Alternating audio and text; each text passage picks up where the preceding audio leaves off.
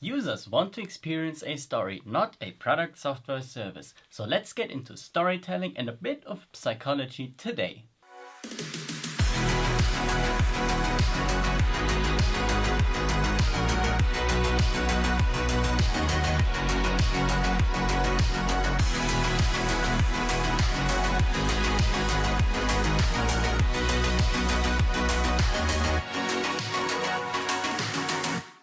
Why do you think famous people like Dwayne "The Rock" Johnson or Natalie Portman are used in marketing campaigns? Well, simply because customers want to be sold a story, and the story is what they believe in, and it's the same with users. A user gets a product, software, service not because of the solution itself, but because of the belief that that solution will improve their lives. The needs of a human being can be divided into different categories. So we have the basic needs, which are physiological needs, like air, sleep, and food. On top of that, we have safety needs, like employment or health. On top of that, we have the need of love and belonging, like family and friends. And the second last layer from the top of that pyramid is esteem, because you want to have freedom, you want to have a certain status and respect. And the very last layer and the top layer of that pyramid is self-actualization, because you want to become the best version of yourself that you can be. And when we talk about user experience, UX needs to trigger as many of these layers as somehow possible. And I want to give you one example on all of that with the smartphones. They aren't successful by accident. They are successful due to a very simple principle, because a smartphone fulfills almost all the needs a human being has. When we think about the basic needs I have spoken about before, a smartphone can help us with those needs, because it can help us tracking our sleep. It can let us order some food, and it can help us find a home.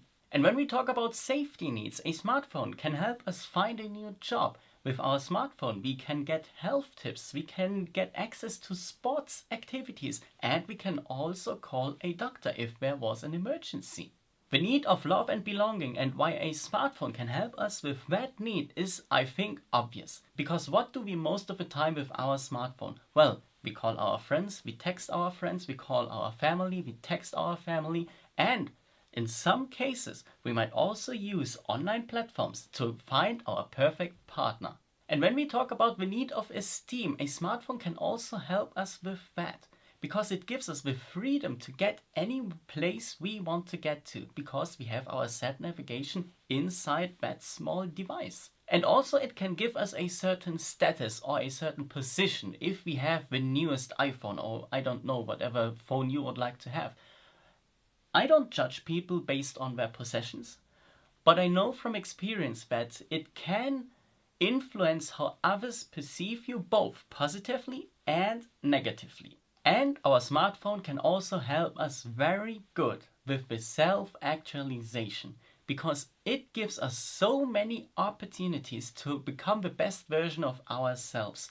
And that's very individual. I can only give you an example what it's like for me, because my smartphone right here gives me access to call as many of my clients and to keep in touch with them as good as somehow possible. And therefore, the smartphone helps me to actually become the best version of myself. So that was the psychology part. I want to come back to the storytelling part of this video now. And I also want to come back to Dwayne "The Rock" Johnson and Natalie Portman and the samples I want to give to you with these two famous people. When we think of Dwayne "The Rock" Johnson, for example, you will probably know him. He's the big muscular guy from many movies.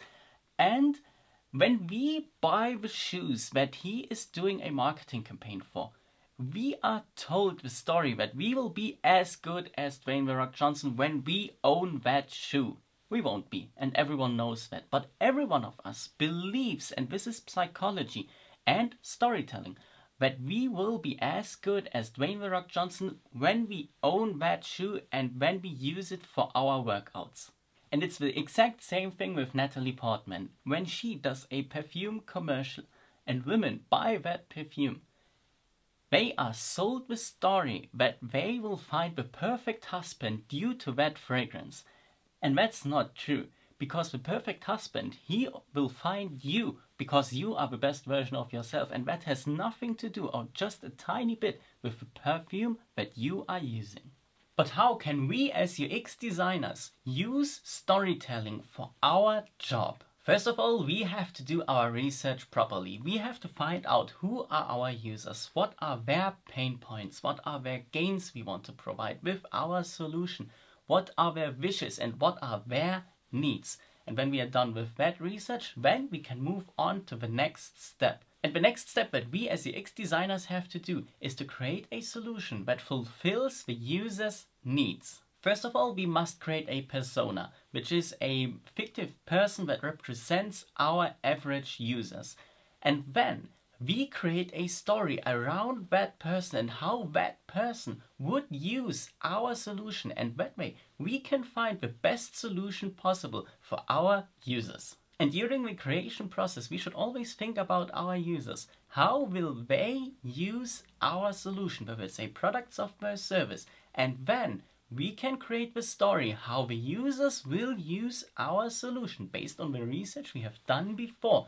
And then we can create multiple prototypes, we can implement the solution, and of course, in an iterative process, we can and have to evaluate it. But don't stop there. Don't stop after creating your solution, evaluating it, and making adjustments to it. Go 2 steps further. The first step you should do after successfully creating your solution and publishing it is that you can use the story you have created for the creation process. You can use that story also for the marketing campaign, because the story is exactly the same. You're still targeting the exact same group, and the usage of your solution is also the same like you had it within the creation process. So tell the users, the potential users, the story that they should believe in during the marketing campaign.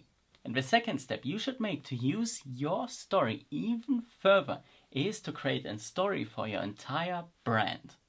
What are the values your customers should associate you with? What are the key principles for your business? How do you want to make others believe in you, your business, and your solutions? You can do all of that simply by storytelling. Before we end today's video, let me grab something from the background. You might have spotted this right here on the background before, because the UX Packers are now officially a registered trademark.